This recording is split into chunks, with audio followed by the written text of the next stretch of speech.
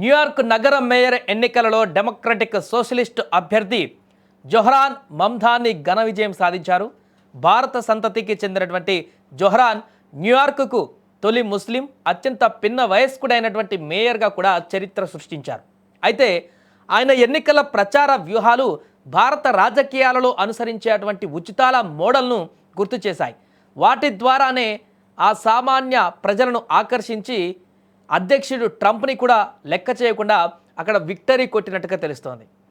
మమ్దాని తన ప్రచారంలో అత్యంత ముఖ్యమైనటువంటి హామీలలో ఒకటి నగరంలోని అన్ని బస్సులలో ఉచిత ప్రయాణం కల్పిస్తామని ప్రకటించడం. ఈ యొక్క ఉచిత బస్సు ప్రతిపాదన మన దేశంలో ప్రస్తుతం ప్రధానమైనటువంటి హామీగా మారిపోయింది. ఢిల్లీలో కేజ్రీవాల్ హయాంలో ఉచిత బస్సు ప్రయాణం కల్పించింది. దాని ఆధారంగానే ఇప్పుడు న్యూయార్క్లో కూడా ఆర్థిక స్తోమత లేని, ఎక్కువగా బస్సులపైన ఆధారపడే 1.2 మిలియన్ల న్యూయార్క్ వాసులను ఆకట్టుకోవడంలో ఈ హామీ కీలక పాత్ర పోషించి విజయానికి కారణమైనట్టుగా తెలుస్తుంది.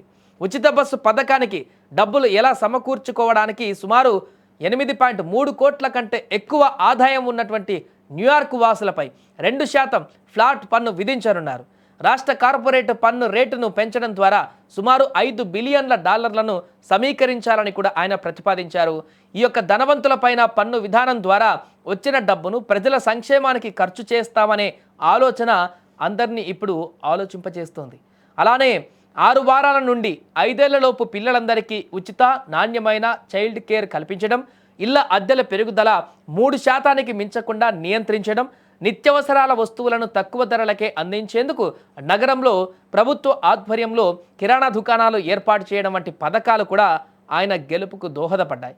భారత్లో ఎన్నికల సమయంలో ఢిల్లీలోని ఆమ్ ఆద్మీ పార్టీ విద్యుత్, నీరు, అదేవిధంగా రవాణా వంటి వాటిని ఉచితంగా ఇస్తామనే హామీలతో ప్రజల్లోకి వెళ్లడం విజయవంతమైంది. ఢిల్లీ తర్వాత పంజాబ్లోనూ విజయం సాధించింది.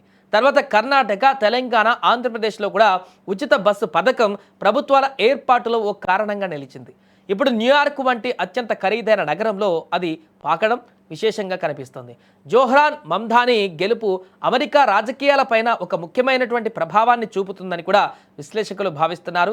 ఈ విజయం ఉచితాలు మరియు సంపన్నులపైన పన్ను విధానాలు కేవలం భారతదేశంలోనే కాకుండా ప్రపంచంలోని అతిపెద్ద ఆర్థిక వ్యవస్థలలో ఒకటైనటువంటి అమెరికాలో కూడా ప్రజాకర్షణ పొందగలవని కూడా నిరూపించింది.